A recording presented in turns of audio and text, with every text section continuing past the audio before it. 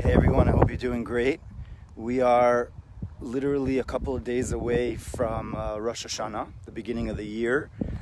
And we know that there's a New Year's, which is right there for us is the middle of the year, January 1st. But there's a new year, spiritual new year, of the beginning of creation, of the genesis of everything, the evolution, the Big Bang. Everything occurred all at once on Rosh Hashana. And so Rosh Hashana really means the beginning of the year, the head of the year. And the entire rest of the year is really just an offshoot of what occurs during actually 2 days of Rosh Hashana. So that's what's called the head of the year, because just as our physical brains encapsulate everything, there's so much. Like you could just go ahead and connect to your feet via one area, one place in the lobe. And so too, during those 2 days of Rosh Hashana, it is a focal day, a concentrated day that the rest of the year is there on a microcosmic level. And so we want to actually take the time to really properly consider the importance of this day and to just go into this day with a different mindset. And so this is what I'd like to kind of share with you.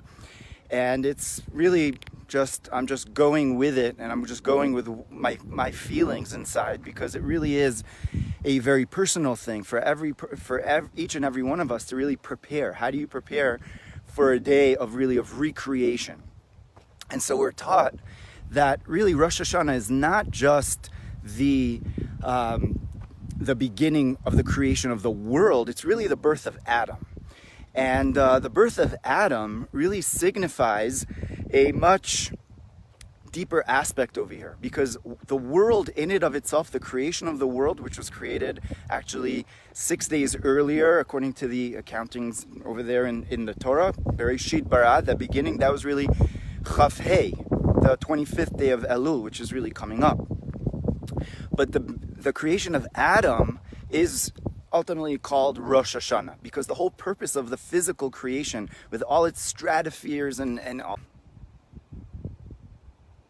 are all, sorry, I got a call over there, are all really just to bring us to the birthday of man. And the birthday of man is what we do are in. What are we doing in the world that we're actually granted to be in? Thought that I wanted to share with you, that to prepare for Rosh Hashana each and every year, we go through what is called the Klalot. Hey, Michael, what's up, buddy? Welcome from Miami. So we go through Parsha Ki Tavo. We'll come to the land. Coming to the land is coming to our inner land, our own inner beings that we're really looking to come into, to become that man, to become Adam, and to really serve the whole purpose of our creation, but the whole purpose of the entire creation in and of itself. So to do that, we always go through Parsha Ki Tavo, and Ki Tavo, coming to the land, but it has over there actually 98 curses. There are 98 curses over there. Welcome those of you that just joined in. There's 98 curses in Parsha Ki Tavo that really are very, very intense. And so we're told that part of going into the new year, and part of actually realizing our Adam, who we are inside, is going through this phase of 98 rebukes, pretty much, very intense ones. The explanation which is given by the great Kabbalist and in Chassidut is that we know that there's no negativity that really comes down from heaven, and especially the Torah is all really positivity. It's all really good. It's just that we're unable to process that immense goodness, and so it appears to us as being negative. But really those curses, 98 of them, are all just inner, they're just hidden. They're hidden blessings, which are very hard to really understand the depth of that, or why they're actually given in that way. But one explanation is because something is so high, it can't come down in the normal way, in the traditional way. It has to happen in like a roundabout way. What's up, Mendel? And it says actually about the soul of Mashiach. He came about, right, the found in Lot. And so the soul of Mashiach had to come down through Lot and his daughters, and then eventually Ruth, and King David had to be born in a very different type of way. So something which is way higher can't come down in the traditional way. So it's like that also the blessings. And so it's explained that in order to come to Rosh Hashana, we have to actually go through these 98 intense rebukes, which are really inner blessings. And so the explanation is that deep down we all know that we have those rebukes, and we have those things, those difficulties of life, which appear as if they're curses, but in truth they're really the deepest blessings. And so if we really do the accounting and we want to prepare for Rosh Hashanah, so then there are so many things within our personalities that are flawed, that are full of just, different issues that we need to work on. And we're like, wow, I can't believe that I reacted in that way. I can't believe that I'm still working on this. I thought that I was done working on that years ago, but no, it came back.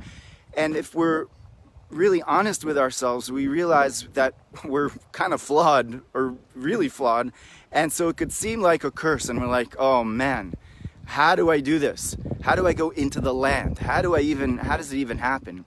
And here comes the lesson of that this parsha is always right before Rosh Hashanah, because ultimately it's really such a blessing to recognize what we are, to realize, and to have the consciousness of realize what we're actually flawed in. So not for it to get us down and to say, oh man, I can't believe I have these issues, I can't believe I have all these things, but no, it's supposed to give us fuel to actually say, I'm so happy that I'm actually uncovering my own inner truth, because otherwise I can't become Adam. I can't become that person who is really who I am, who we're all really meant to become. So without recognizing that really those issues, so to speak, those imperfections are part of the greater blessing. It's really the much higher blessing, and with that, it allows us to transition into the new year, go into Rosh Hashanah, recognizing and actually being a little bit or a lot humbled. It's good to be humble. It's good to recognize that you are not perfect, because we are not perfect. None of us are perfect. Hey, Rosielli, we're not perfect, and so it's a blessing to recognize that, and it's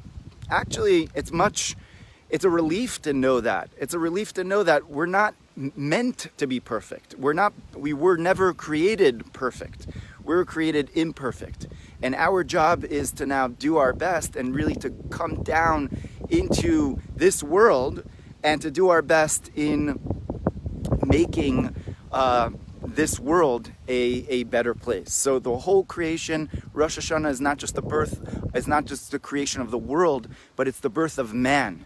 And it's our birth as well. And when we reach that level of knowing that we're imperfect and we have all these things we need to do, and it seems like we're on the rock bottom, and it seems like things are tough, etc., that's exactly the time to be born. That's our birth, and that's our highest potential. It's not when we're reaching the heights where we think that, oh, this is the highest of the heights. It's actually when we realize what we need to work on. And so not giving up, and not just saying, wow, I'm so surprised, shocked, etc., but switch that over and just go, I now recognize and I thank you, God, to be able to know this, and to just go ahead and try my best. That's all any of us could really do.